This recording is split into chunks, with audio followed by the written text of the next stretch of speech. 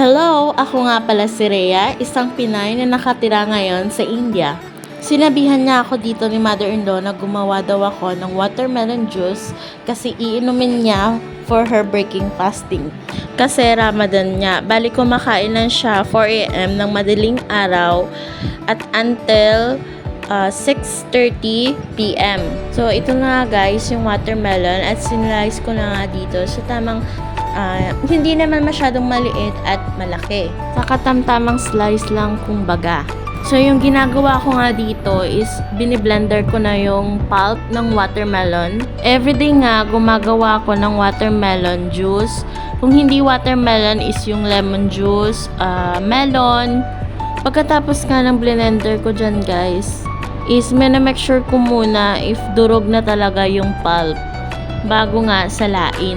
Kasi mahirap nga salain yung may malaking parts paon na umuo pa. So dito nga, sinala ko na dito yung pulp. Kasi nga, ayaw ni mother-in-law na may yung naiiwan pang buto at yung pulp. Kasi nga ako, pag blend talaga, gusto ko yung kasama yung pulp at yung buto para parang may kakainin kumbaga habang umiinom. Bali kulang pa nga yung juice at nagdagdag pa ako. Pagkatapos ko nga salain ay magdadagdag ako ng tubig. Konti lang naman na tubig yung idadagdag ko dyan kasi yung juice mismo na galing sa watermelon is marami naman. So ito nga, dinagdagan ko na ng tubig. Hindi ko nga pala inubos blend yung watermelon kasi isa-slice ko pa yan ng maliliit at ilalagay ko siya dun sa juice. Pagkatapos kang mabalatan ay kinuhanan ko na dyan ng mga buto. Pagkatapos ko nga mabalatan at makuhanan ng buto ay sinlice ko. Ayan nga guys, ganyan na siya kaliliit.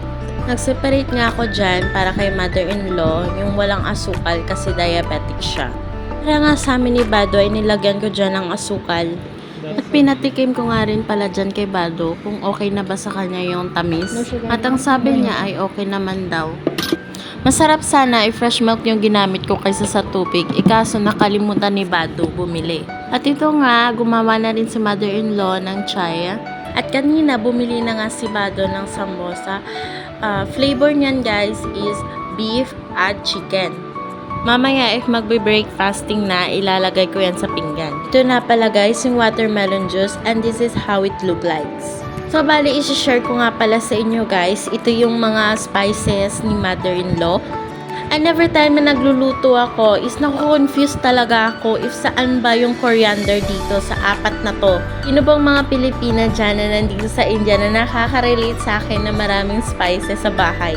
Yung alam ko lang talaga is yung asin, chili powder, chili flakes, turmeric. Every time na ako yung nagluluto, naku-confuse talaga ako sa apat na to.